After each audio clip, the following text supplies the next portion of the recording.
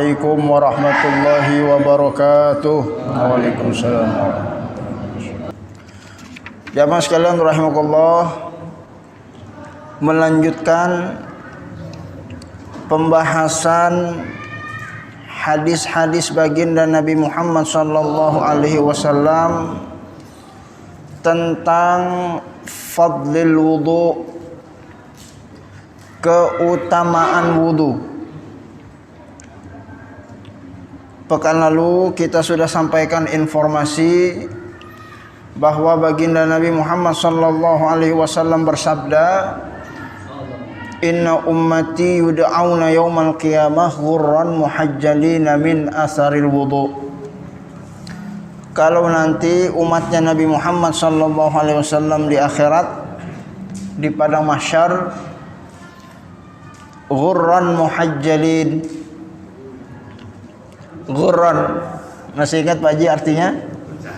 Iya, wajahnya putih bercahaya. Muhajjalin, kaki dan tangannya putih bercahaya. Min asaril wudu, disebabkan oleh apa? Dari wudu yang kita dawamkan dalam keseharian. Sehingga pada saat manusia berkumpul di padang mahsyar, hitam legam, kita setidaknya bercahaya dan mudah diidentifikasi oleh baginda Nabi Muhammad sallallahu alaihi wasallam, ya, sehingga bisa berkumpul bersama di rombongan umatnya Nabi Muhammad sallallahu alaihi wasallam untuk sama-sama mendapatkan syafaat beliau sallallahu alaihi wasallam, agar kelak insyaallah mudah-mudahan Allah berikan rahmat dan kasih sayangnya agar kita masuk ke dalam surganya Allah Subhanahu wa taala. Mudah-mudahan kita termasuk salah satu di antara mereka. Amin ya rabbal alamin. Jamaah sekalian rahimakumullah, kita melanjutkan hadis-hadisnya. Rasulullah sallallahu alaihi wasallam bersabda dari Sayyidina Utsman bin Affan radhiyallahu anhu. Kata Sayyidina Utsman, Rasulullah pernah menyampaikan, man tawaddo'a fa ahsanal wudu. Siapa saja di antara kita yang berwudu, fa ahsanal wudu, tapi wudunya tidak sembarang wudu. Ahsan, wudu dengan cara yang paling bagus, bukan yang bagus. Kalau bagus hasan, kalau ahsan itu wazannya wazan af'al, artinya wudu yang paling bagus, paling sempurna. Kharajat khotoyahu min jasadihi, maka dengan kesempurnaan wudunya akan keluar dosa-dosanya dari tubuhnya. Hatta takhruja min tahti azfarihi, ya, sampai-sampai itu dosa keluar dari ujung-ujung kukunya. Ya, hadis riwayat Imam Muslim dalam kitab At-Taharah, bab khurujul khotoya min ma'il wudu, ya, keluarnya dosa-dosa bersamaan dengan air wudu, nomor 245. Tapi dalam kitab Nuzhatul Muttaqin nomor urutnya yang ke 1026. Maka jemaah sekalian rahimakumullah, menurut penjelasan para ulama, hadis ini menunjukkan bahwa al-hassu 'alal i'tina bi ta'allumi adabil wudu'i wa syurutihi. Jadi maksud dari ahsanul wudu, wudu'an mustamilan ala jami'is sunan wal adab. Jadi wudu dengan cara yang paling baik, ya, tentu wudu yang sesuai dengan sunnah Rasulullah sallallahu alaihi wasallam. Ya, sebab tidak ada orang yang lebih baik wudunya dibandingkan dengan wudunya Rasulullah sallallahu alaihi wasallam. Ya, sebab Rasulullah adalah orang yang pertama tentu menjadi sumber dari syariat agama kita pada saat kita menjalankan wudu. Ya, maka maksud dari wudu yang paling baik yaitu wudu mengikuti wudunya Rasulullah sallallahu alaihi wasallam. Ya, artinya wudu mustamilan yang mencakup jami'is sunan, semua sunnah-sunnah wudu, adab-adabnya, etika-etikanya dijalankan. Ya, maka dengan wudu yang seperti itu insyaallah akan keluar bersamaan dengan air wudu kita dosa-dosa yang pernah kita lakukan di masa silam, insyaallah taala. Wa kharajatil khotoya. Kemudian kata para ulama, yang dimaksud dengan keluarnya dosa dari jari jemari kinayah an ghufraniha. Ya, ini ungkapan kinayah. Ya, kinayah itu kalau bahasa kitanya perumpamaan, kiasan. Ya, bukan berarti orang kalau wudu sempurna itu kemudian air wudunya jadi hitam gara-gara dosa. Ya, tidak semikian. Jadi yang dimaksud dengan khurujiha, keluarnya dosa dari jemari, itu kiasan, kinayatan ala ghufraniha. Ya, kiasan dari ampunan yang Allah berikan bagi orang yang melaksanakannya. Ya, oleh karena itu maka mudah-mudahan nanti diharapkan wudunya selesai, ya, berkurang dosa-dosa yang kita sudah pernah lakukan, sehingga mudah-mudahan semakin ringan nanti hisabnya di padang mahsyar. Mudah-mudahan yang lebih berat adalah amal-amal kebaikan yang kita lakukan, di antaranya wudu dan salat dan ibadah-ibadah lainnya insyaallah taala. Jamaah sekalian rahimakumullah, dan yang dimaksud dengan ahsanul wudu yang sesuai dengan apa yang dianjurkan oleh Rasulullah, ya, ini pentingnya kata para ulama al-i'tina bi ta'allumi adabil wudu. Penting bagi kita untuk membahas tentang hal-hal ihwal yang berkenaan dengan fikih wudu. Ya, fikih wudu, bagaimana wudu dari mulai awal, baca bismillahnya, tasmiyahnya, kumur-kumurnya, madmadah, istinsyak dan istinsyar, wa ma yata'allaqu min ahkamin wa adab. Ya, di tiga kali mendahulukan yang kanan lalu kemudian yang kiri. Jadi hal-hal yang seperti itu maka dilakukan semuanya, insyaallah dengan kesempurnaan wudu kita Allah akan ampuni dosa-dosa kita di masa silam insyaallah taala. Jamaah sekalian rahimakumullah, meskipun nanti secara fikih kalau kita wudu hanya sekedar memenuhi rukun-rukun wudunya, maka wudunya dianggap sah dan boleh kita melakukan ibadah salat yang mempersyaratkan kesucian diri dari hadas kecil.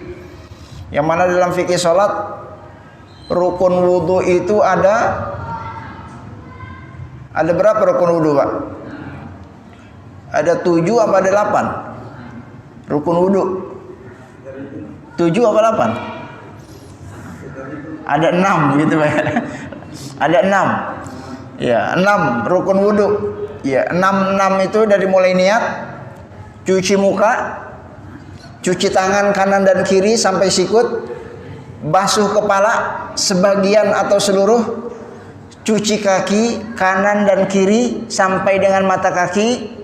Kemudian yang keenam sesuai dengan urutan-urutan yang barusan disebutkan. Ya, Bapak kalau wudu begitu, ya insyaallah wudunya sah. Boleh sholat selama 6 rukun wudu itu kita kerjakan. Ya, tapi kalau wudunya pengen mendapatkan ampunan dari Allah Subhanahu wa taala, berguguran dosa-dosa dari ujung jemari kuku-kuku kita, wudunya tidak cukup seperti wudu yang barusan tadi kita sebutkan. Ya, kita jalankan sunah-sunahnya. Ya, kalau tadi cuma 1 kali, ya maka mengulangi wudunya sebanyak 3 kali.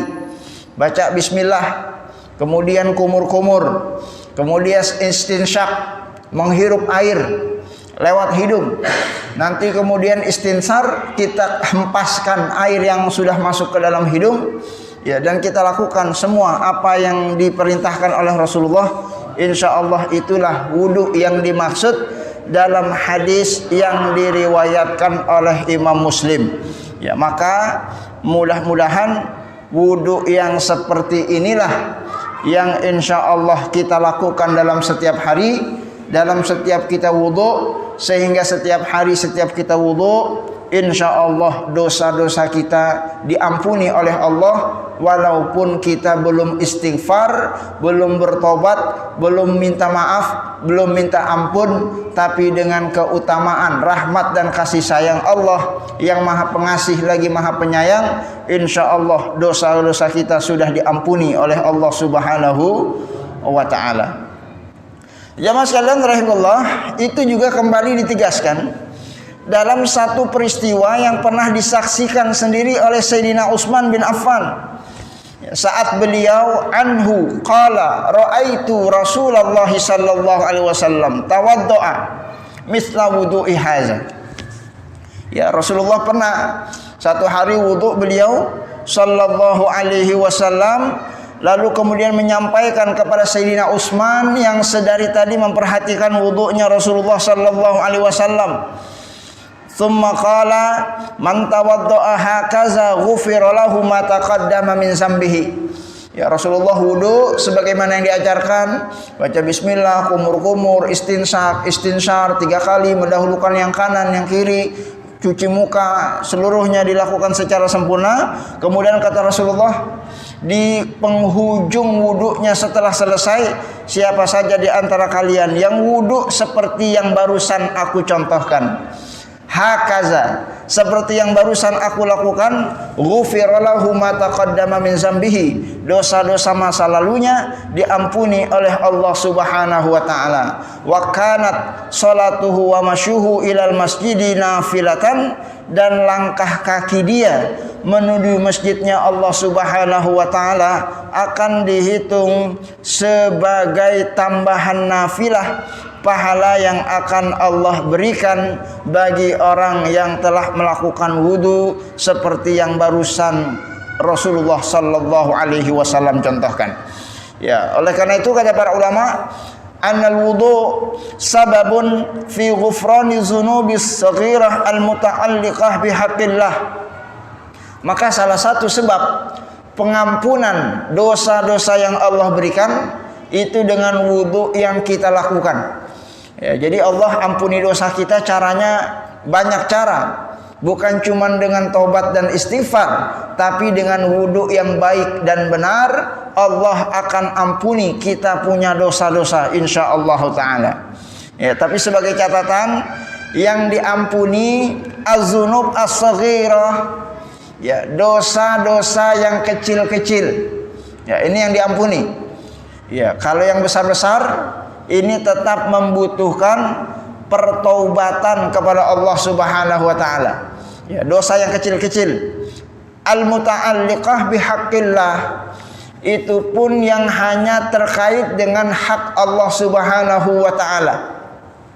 Ya, bukan yang terkait dengan hak yang terkait dengan sesama manusia. Ya, karena Allah ada kaitannya dengan hak-hak ya sesama kaum muslimin, ini tidak bisa diampuni dosa kecuali hak itu dikembalikan kepada orang yang bersangkutan. Ya, jadi kalau dosa-dosa kita kepada kaum muslimin, dosa menyakiti, dosa ghibah, dosa mencemarkan nama baik, dosa memfitnah, dosa nauzubillah mencuri, melakukan perbuatan zalim, korupsi dan lain sebagainya, itu dosa tidak diampuni oleh Allah kecuali kita mengembalikan hak-hak kepada orang yang bersangkutan. Ya, sehingga walaupun kita wudu sebanyak-banyaknya, Allah nggak akan ampuni dosa tersebut, karena dosa yang dimaksud, yang diampuni, kata para ulama, al-muta'alliqah bihaqqillahi azza wa jalla. wa tahsilul hasanatil katsirah bil masyi ilal masajid was salati fihi, dan tambahan-tambahan kita untuk mendapatkan pahala di antaranya adalah melangkahkan kaki ke masjid. Untuk apa melangkahkan kaki ke masjid? Tentu untuk melaksanakan salat berjamaah.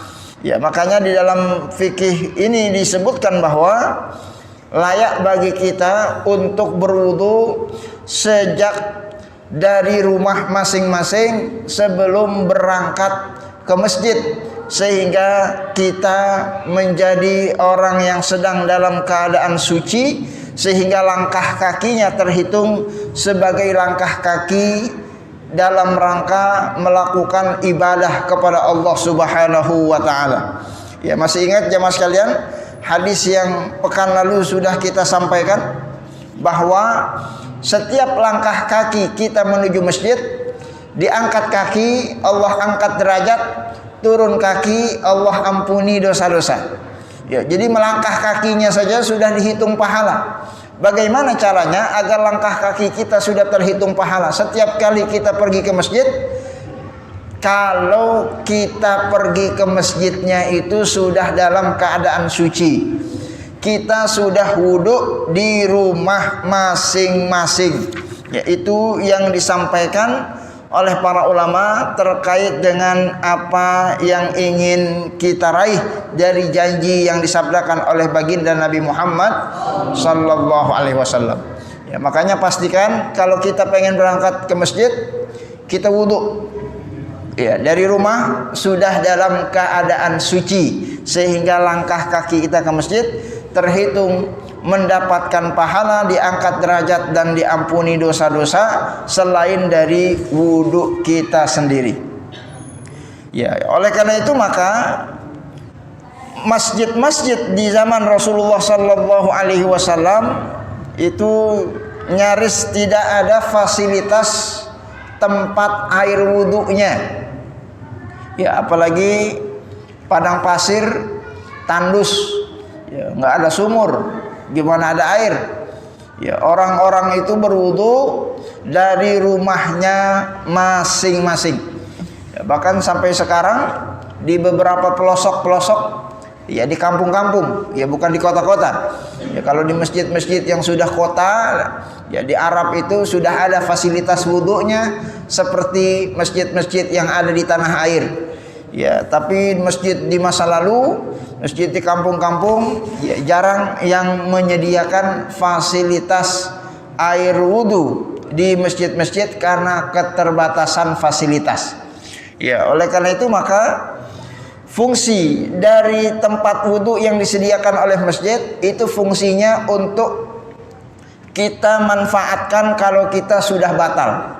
Ya, misalnya kita udah dari masjid, ya udah lama baca Quran, zikir, wudunya batal. Ya, maka ketimbang kita pulang ke rumah, silakan kita wudu di tempat-tempat yang sudah disediakan.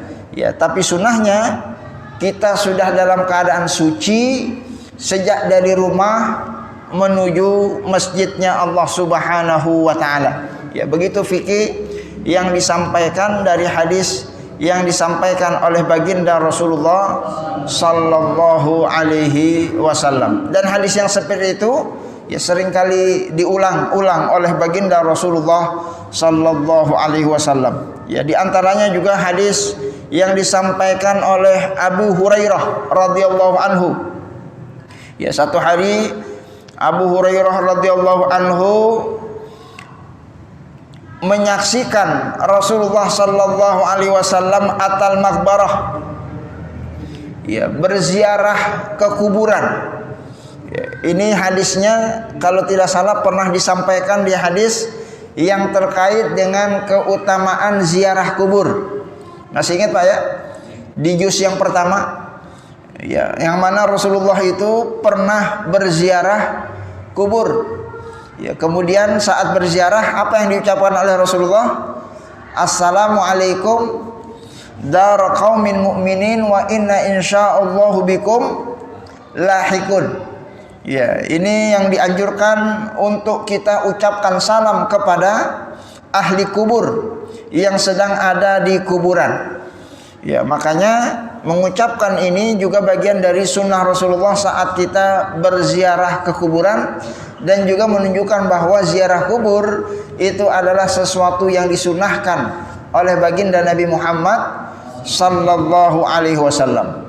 Ya, lalu kan setelah itu Rasulullah bersabda, kata Rasulullah sallallahu alaihi wasallam, "Wadatu anna qad ra'aina ikhwanana."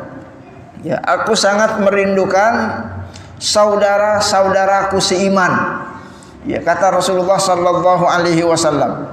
Ya, tiba-tiba sahabat yang ada di kiri kanan Rasulullah ya berkomentar dengan apa yang Rasulullah sabdakan. Qalu awalasna ikhwanana ya Rasulullah? Bukankah kami juga termasuk saudaramu seiman ya Rasulullah? Ya, kami ada di sisi kanan kirimu ya Rasulullah. Ya, tapi kenapa engkau merindukan saudaramu seiman sementara kami ada di sampingmu? Qala antum ashabi. Kemudian Rasulullah berkata dan bersabda, kalian itu bukan saudara-saudaraku, tapi kalian adalah ashabi, sahabat-sahabatku. Ya, makanya kita menyebut orang-orang yang hidup di masa Rasulullah itu dengan penamaan sahabat-sahabat Rasulullah sallallahu alaihi wasallam. Yang aku maksud dengan saudara-saudaraku seiman, ikhwanuna alladzina lam ya'tu min ba'd, yaitu saudara-saudara kita yang hari ini belum ada, hari ini belum lahir, ya hari ini ya belum kelihatan wujudnya, ya tapi mereka adalah umatku yang beriman kepadaku dan mati dalam keadaan Islam. Itulah orang-orang yang aku sebut dengan saudaraku seiman dan aku sangat merindukan mereka. Ya, jadi ibadah Allah, ini luar biasa kasih sayang yang diberikan oleh baginda Nabi Muhammad kepada kita umatnya. Ya, walaupun kita belum lahir, walaupun kita belum kelihatan fisiknya oleh Rasulullah, namun kita sudah dirindukan oleh baginda Nabi Muhammad sallallahu alaihi wasallam. Ibadah Allah, pernyataan para sahabat ini menyebabkan mereka bertanya, kaifa ta'rifu man lam ya'ti ba'du min ummatika ya Rasulullah? Ya Rasulullah, bagaimana engkau mengenali umatmu yang hari itu di zaman Rasulullah belum kelihatan wujudnya, belum kelihatan fisiknya, belum lahir, engkau belum berjumpa, bagaimana mungkin engkau nanti di akhirat bisa mengenali mereka? Maka kemudian Rasulullah sallallahu alaihi wasallam menjawab, ara'aita law anna rajulan lahu khailun ghurran muhajjalan baina khayli durhabihum ala ya'rifu khailah. Ya, inilah yang kemudian Rasulullah berikan ilustrasi. Tidakkah kalian mengetahui kalau ada kuda-kuda di satu padang pasir yang mereka berkumpul, yang warnanya sama, ada di antara mereka yang wajahnya berwarna putih dan kaki-kakinya berwarna putih. Bukankah kalian dapat membedakan kuda tersebut dengan kuda-kuda lainnya? Maka begitulah Rasulullah mengilustrasikan kita umatnya yang lahir kemudian di akhir zaman, termasuk kita adalah orang-orang yang nanti walaupun belum pernah berjumpa kepada baginda Nabi Muhammad, setidaknya Rasulullah mengenali kita dengan wajah yang bercahaya, tangan yang bercahaya, kaki yang bercahaya. Dan kata baginda Rasul, wa nafartuhum 'alal haudi fa innahum ya'tuna ghurran muhajjalina min asaril wudu. Mereka nanti datang, kata Rasulullah, umatku walaupun aku belum pernah bertemu, wajahnya bercahaya, tangannya bercahaya, kakinya bercahaya, aku menunggu mereka di telaga Kausar, kata baginda Nabi Muhammad sallallahu alaihi wasallam. Hadis riwayat Imam Muslim. Ya, maka berdasarkan hadis ini pula Rasulullah sallallahu alaihi wasallam menyebutkan informasi tentang salah satu keutamaan wudu. Insyaallah mereka-mereka yang selama hidup di dunia mendawamkan wudu telah dirindukan dan ditunggu oleh baginda Nabi Muhammad sallallahu alaihi wasallam di telaga Kausar insyaallah, dan mudah-mudahan kita termasuk salah satu di antara mereka. Amin ya rabbal alamin. Jamaah sekalian rahimakumullah, dalam hadis yang lain, salah satu dari kesunahan-kesunahan yang layak untuk kita lakukan pada saat kita berwudu, selain dari bagian-bagian organ-organ tubuh yang mesti dicuci dan dibersihkan dan dibasuh dengan tata cara yang diatur dalam fikih, Rasulullah Sallallahu Alaihi Wasallam juga menyampaikan satu informasi kesunahan yang layak untuk kita amalkan, yaitu membaca 2 kalimat syahadat setelah kita selesai berwudu. Ya, ini sunnah. Kalau habis wudu membaca 2 kalimat syahadat. Ya. Hadisnya saya bacakan dari Sayyidina Umar bin Khattab radhiyallahu anhu. Kata Sayyidina Umar, anin Nabi sallallahu alaihi wasallam qala, Rasulullah sallallahu alaihi wasallam bersabda, ma minkum min ahadin yatawadda, ya tidaklah di antara kalian berwudu fayablughul wudu au fayusbighul wudu. Ya, ini lagi-lagi kata Rasulullah, wudunya bukan cuma sekedar wudu, tapi wudunya yang iblagh, wudunya yang isbagh. Ya, isbagh itu benar-benar sunnah-sunnah yang Rasulullah ajarkan itu dijalankan. Ya, ada kumur-kumurnya, ada istinsaknya, ada istinsyarnya. Dahulukan yang kanan sebelum yang kiri, di3 kalikan. Itu namanya isbaghul wudu. Ya, summa yaqul. Kemudian kata Rasulullah, setelah selesai dia wudu, dia mengucapkan asyhadu alla ilaha illallah wahdahu la syarikalah. Aku bersaksi tiada Tuhan yang layak disembah kecuali Allah yang Maha Esa, yang tidak ada sekutu baginya. Ya, asyhadu alla ilaha illallah wahdahu la syarikalah wa asyhadu anna Muhammadan abduhu wa rasuluh. Dan aku bersaksi bahwa Nabi Muhammad sallallahu alaihi wasallam itu adalah hamba Allah dan utusan Allah. Ya, ini kata baginda Nabi, kalau kita baca ini 2 kalimat syahadat setelah kita wudu sempurna, illa futihat lahu abwabul jannati tsamaniyah, kecuali saat itu juga Allah akan bukakan 8 pintu surga. Ya, ini luar biasa. Ya, Allah bukakan futihat. Ya, futihat itu kalau dalam bahasa Arab bukan mau dibukain, tapi pintunya sudah dibuka. Futihat. Ya, abwab, pintu surga. Bukan cuma 1 yang dibuka. 8 pintu akan dibukakan bagi orang yang melakukan wudu secara sempurna, yang setelah itu dia mengucapkan 2 kalimat syahadat. Untuk apa dibukakan? Yadkhulu min ayyihi ma syaa, untuk agar dia masuk ke dalam surga dari pintu mana saja yang dia suka. Ya, ini kata para ulama menunjukkan bahwa begitu dahsyatnya orang yang wudhu secara sempurna, sampai-sampai pintu surga yang 8 dibuka selebar-lebarnya untuk dipersilahkan kepada orang tersebut.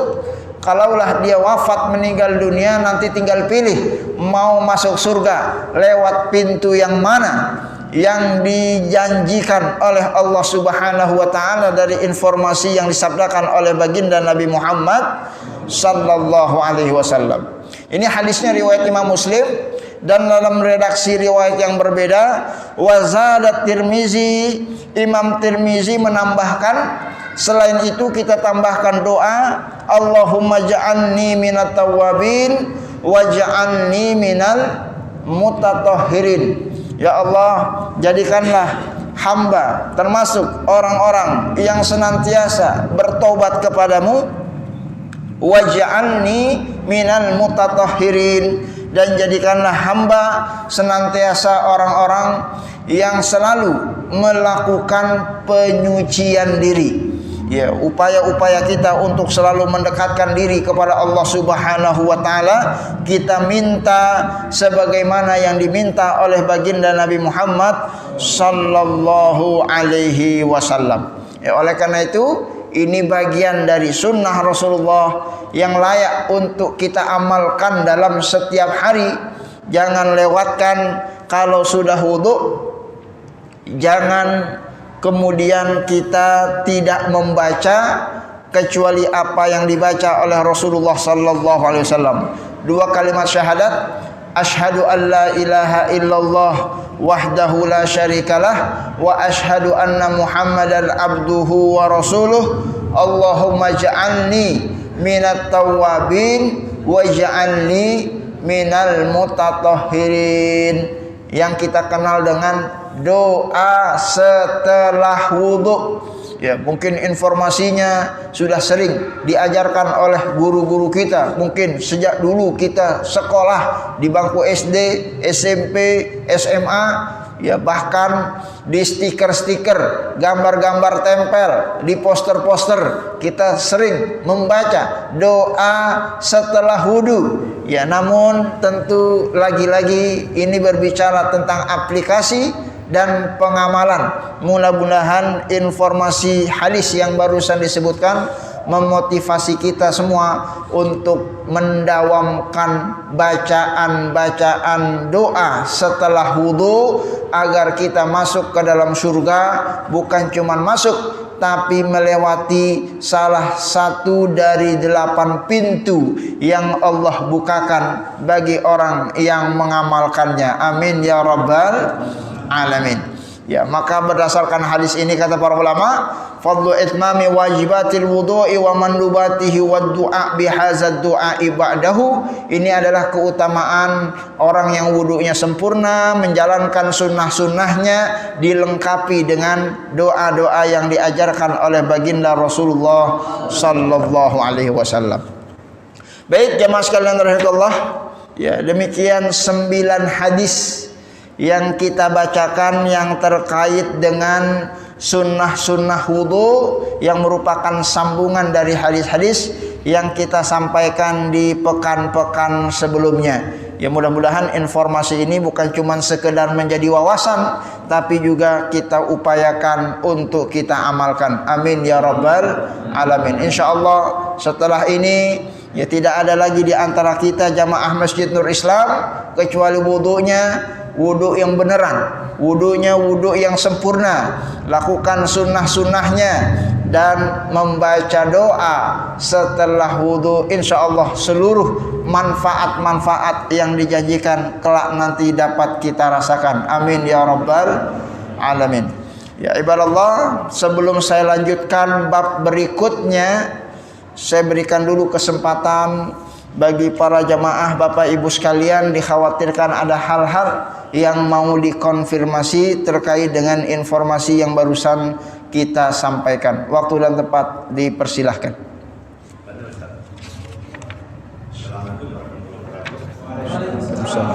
Barangkali dijelasin sekilas kesempurnaan yang dilakukan Rasulullah. Kan kalau zaman Rasulullah ya maaf, belum ada keran, belum ada apa, seperti tadi misalkan buka keran air udah mutur. Nah, terkait dengan ada air yang terjadi apa bekas itu yang masuk lagi namanya stambat segala macam itu. Dulu tuh gimana sih Rasulullah wudhunya supaya bisa dikatakan sempurna seperti yang Rasulullah bisa lakukan. Mohon penjelasan barangkali secara sekilas bisa dicontohkan.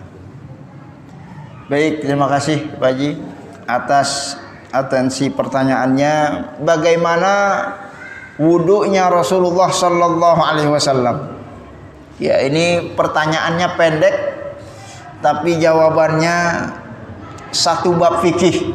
Ya, bab fikih satu bab itu bab tentang wudu. Ya, ya ini bab tentang wudu kalau di masjid kita sedang dibahas di majelis taklim ibu-ibu. Ya, zuhur siang. Hari apa tuh Pak Haji? Hari Kamis, hari Rebu. Ya, jam 2 siang sampai menjelang asar.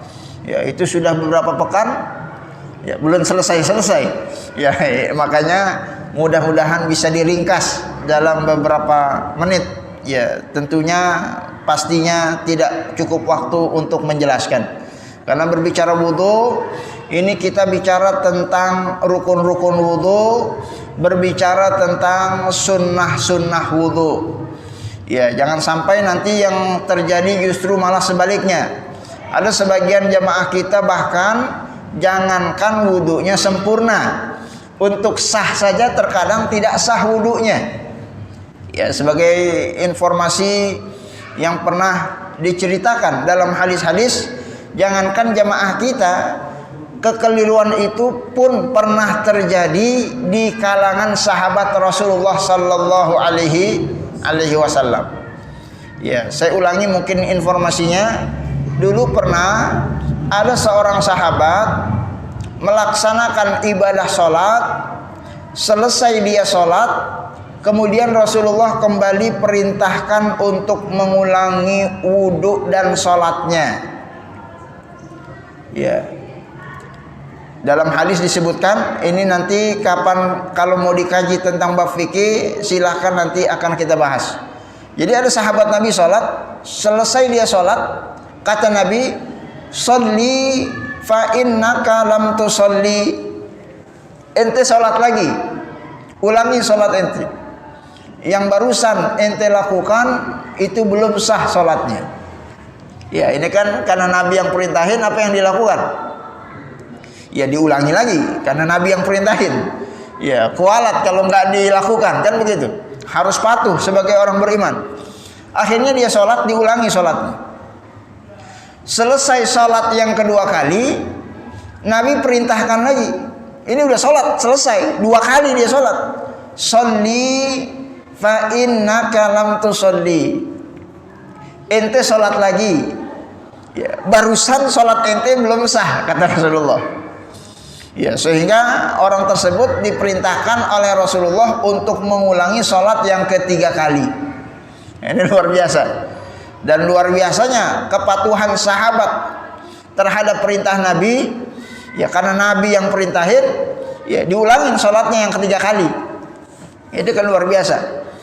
Ya, akhirnya itu orang sholat yang ketiga kalinya.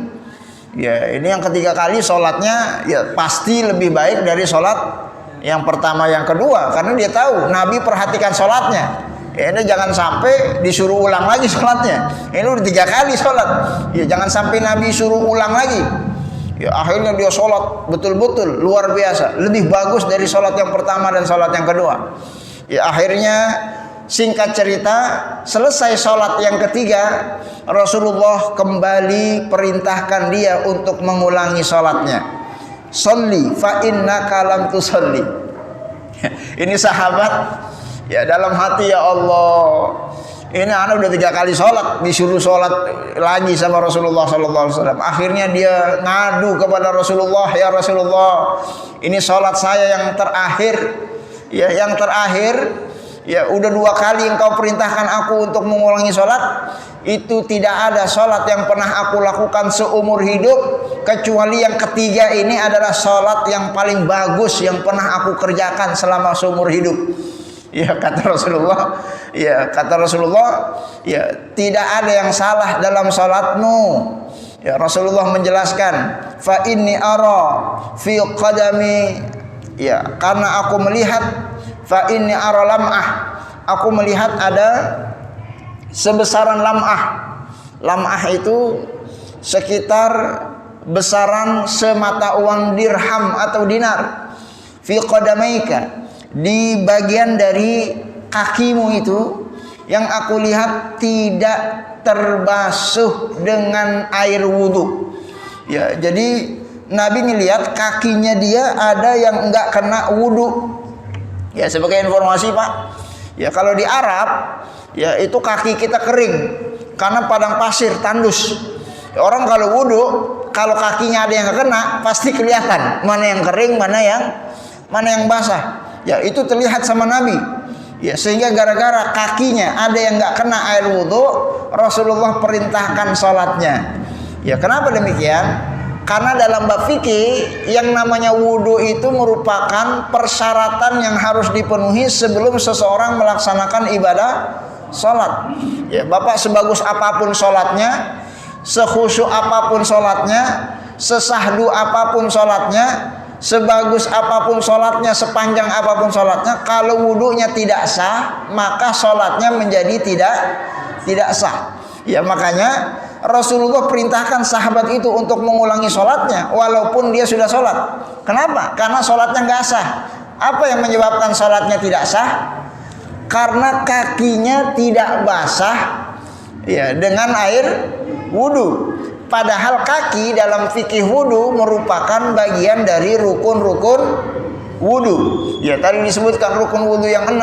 Ada niat, cuci muka, cuci tangan sampai sikut kanan dan kiri, basuh kepala sebagian atau seluruhnya, cuci kaki kanan dan kiri sampai dengan mata kaki. Ternyata ada bagian kakinya itu sedikit saja, nggak kena wudu, maka yang diharuskan dia untuk mengulangi sholatnya.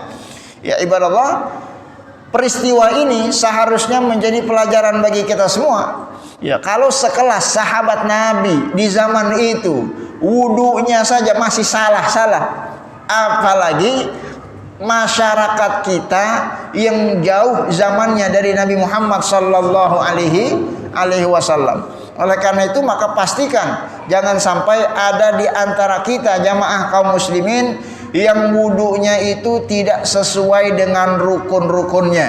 Ya, terutama masalah tentang kaki ini banyak ya terjadi kekeliruan di tengah-tengah masyarakat sehingga wudunya jangankan sempurna, sah saja tidak, jangankan mendapatkan pengampunan dosa yang tadi disebutkan, salatnya saja otomatis menjadi tidak diterima oleh Allah Subhanahu wa taala.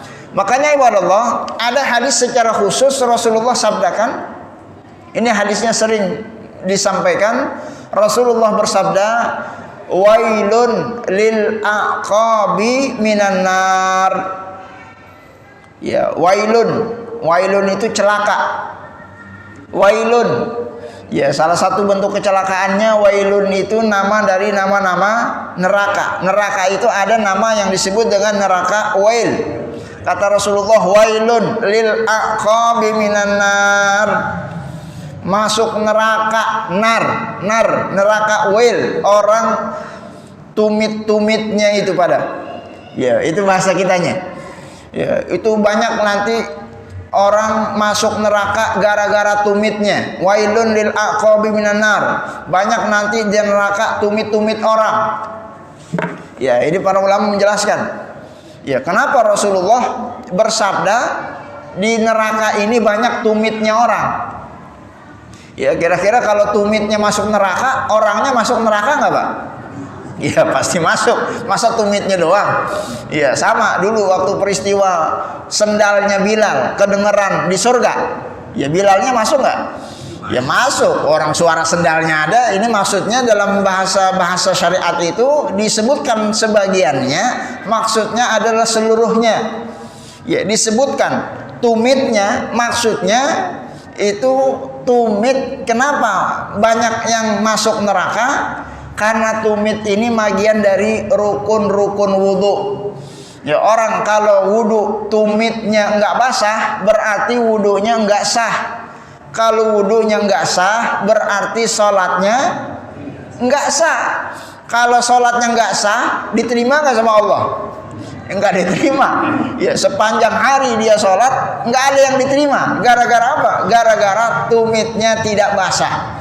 Ini Rasulullah yang bersabda. Artinya saat Rasulullah sampaikan itu, ada orang yang masuk neraka gara-gara wudunya enggak benar, sehingga sholatnya enggak sah. Ini Rasulullah sabdakan. Ya, makanya perlu perhatian bagi kaum muslimin, jangan sampai masalah wudu ini disepelekan. Ya, na'udzubillah.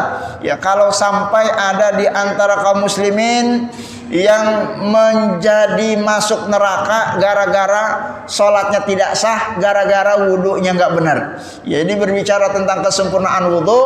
Jangankan wudu yang sempurna, banyak kaum muslimin yang sekedar sah saja ternyata belum memenuhi kriteria.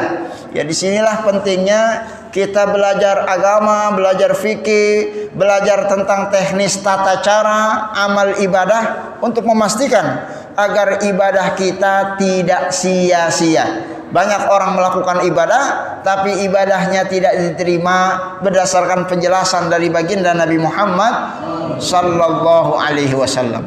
Ya, jadi jamaah sekalian Allah, ya berbicara kesempurnaan minimal itu rukun-rukunnya kita penuhi. Ya, bicara masalah misalnya mencuci muka saja. Ya, ini mohon maaf. Ya, muka yang dimaksud ya secara fikih mana batasan muka? Ya, tempat tumbuhnya rambut sampai mana batasnya? Sampai dagu. Kanan kirinya syahmatal uzunain. Jadi seluruh diameter tumbuhnya rambut ke kuping, ke dagu garisnya ini semuanya adalah wajah yang wajib dicuci. Ya, sehingga harus basah itu semuanya. Hidungnya, matanya, bibirnya, kumisnya, rambut-rambut yang tumbuh di jenggot bagian atas itu harus basah. Karena semuanya tumbuh di atas wajah, di atas muka. Ya, sementara ya ada sebagian dari jamaah kita mohon maaf udah wudhu, ya beleknya masih ada. Ada nggak Pak? Ya ilernya masih nempel. Iya. Cambang. Nah, ini juga bagian dari cambang. Cambang ini numbuhnya di mana? Di muka. Ya, maka cambang adalah bagian yang wajib tercuci. Jangan sampai bagian yang ada di cambang ini terhalang masuknya air ke pori-pori gara-gara terhalang oleh cambangnya. Termasuk yang di belakang jambang. Ya, biasanya jamaah yang punya brewok jemrosan wudunya cuman depannya aja. Ya padahal jemrosnya itu bagian dari wajah. Maka kalau wudunya seperti itu, wudunya tidak sah. Ya menurut bilang tidak sah berdasarkan penjelasan para ulama di dalam kitab-kitab fikih dalam hal ihwal yang terkait dengan membicarakan batasan-batasan wajah yang harus dicuci. Ya, belum lagi berbicara mengenai tentang membasuh kepala. Ya, ada sebagian jamaah kita kalau wudu, ya mohon maaf, wudu cuman rambutnya aja ceplek. Ya, ada nggak yang begitu tuh Pak? Rambutnya ceplek. Ini sah apa enggak? Secara fikih tidak sah. Karena yang diperintahkan bukan membasuh rambut, yang diperintahkan membasuh kepala. Ya perhatikan surat Al-Maidah ayat 6. Ya Allah berfirman, Al-Maidah ayat 6. Ya ayyuhalladzina amanu idza qumtum ila shalah faghsilu wujuhakum wa aydiyakum ilal marafiq. Orang-orang yang beriman kepada Allah, kalau kalian hendak salat wamsahu. Ya kata Allah Subhanahu wa taala, kalau kalian hendak salat waghsilu wujuhakum, cuci wajah kalian, wa aydiyakum ilal marafiq, cuci tangan kalian sampai dengan sikut, wamsahu biruusikum, dan basuhlah kepala kalian. Ya, bukan rambut, basuhlah kepala kalian. Ya, bukan rambut. Ya, sehingga kalau ada jemaah yang nggak punya rambut, botak kepalanya, tetap nggak dibasuh Pak? Ya tetap dibasuh, karena yang dibasuh bukan rambut. Ya hanya saja karena rambut itu tumbuhnya di atas kepala, mau tidak mau dia ikutan kebasuh. Tapi yang terbasuh itu kepalanya bukan rambutnya. Dan mana batasan kepala? Ya, para ulama menjelaskan batasan kepala, tumbuhnya rambut tadi perbatasan muka, ke bawahnya wajah, ke belakangnya itu kepala. Sampai mana? Sampai unuk, sampai tengkuk. Ya, artinya kalau kita wudu bagian ini harus kena. Ya, terlepas mau seluruhnya menurut sebagian ulama atau sebagiannya menurut mazhab Imam Syafi'i. Kalau mazhab Imam Syafi'i sebagian itu sudah sah, tapi yang penting yang dibasuh adalah bagian dari kepala. Di mana kepala itu batasannya? Ya, tumbuh rambut bagian atas ke belakang sampai tengkuk itu kepala. Sehingga kalau wudu silakan ambil airnya ditempelkan di atas, maka wudunya sah sebagian atau seluruhnya. Jadi bukan cuman rambut di bagian jidat, ini wajah, maka wudunya tidak sah. Maka jemaah sekalian Allah, hal-hal yang mendasar seperti itu terkadang sebagian masyarakat kita belum memahami, ya, sehingga perlulah mengkaji tentang fikih-fikih wudu agar salat kita diterima oleh Allah Subhanahu wa taala. Amin ya rabbal alamin. Ya ibadallah, itu berbicara tentang syarat-syarat minimalnya, belum bicara tentang kesempurnaan wudunya. Ya, wudu itu misalnya, ya tadi disampaikan al-iqtisad fi isti'malil ma', hemat dalam penggunaan air, itu merupakan bagian dari sunnah-sunnah wudu. Ya, waktunya Isya sudah tiba, saya percepat. Ya, Rasulullah itu kalau wudu sunnahnya itu tidak banyak-banyak. Ya, makanya bagi kita yang berada di negeri yang banyak airnya, ya tetap dianjurkan, disunnahkan untuk menghemat dalam penggunaan air. Ya, karena kan meskipun airnya banyak kan, airnya perlu dibayar pakai listrik. Ya, listriknya itu duit siapa? Duit jamaah yang infak, sedekah. Jangan sampai terbuang-buang dengan air yang kita buang-buang saat kita wudu. Ya, jangan sampai wudunya belum mulai, airnya udah dibuka, sehingga airnya terbuang secara percuma. Ya, airnya kenceng. Padahal tidak perlu kita buka secara maksimal. Ya, buka yang kecil. Yang penting tangan kita penuh, kita bisa mengusap-ngusap sehingga pada saat kita melakukan aktivitas membersihkan muka, ya tidak ada air yang keluar secara berlebihan di keran-keran yang kita buka, dan itu bagian dari kemubaziran. Ya, mubazir tentu tidak disetangani oleh Allah Subhanahu wa taala. Allah berfirman, innal mubazzirina kanu ikhwana syayatin. Kemubaziran itu dekat dengan perbuatan-perbuatan setan. Jamaah sekalian rahimakumullah, di dalam fikih wudu, hemat dalam penggunaan air ini bagian dari sunnah-sunnah wudu. Ya, selain itu, ya mendahulukan yang kanan dari yang kiri, ya, dan banyak lagi informasi-informasi yang lain terkait dengan kesunahan-sunahan wudu.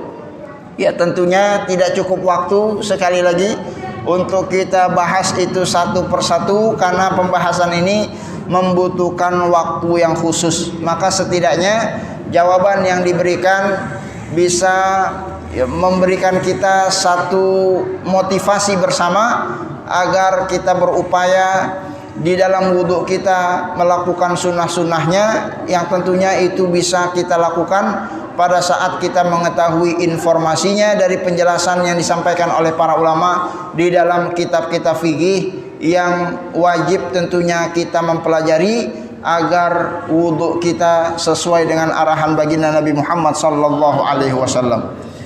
Ibadallah, mudah-mudahan bermanfaat apa yang disampaikan. Waktu sholat Isya sudah tiba, yang benar tentunya datang dari Allah Subhanahu wa taala.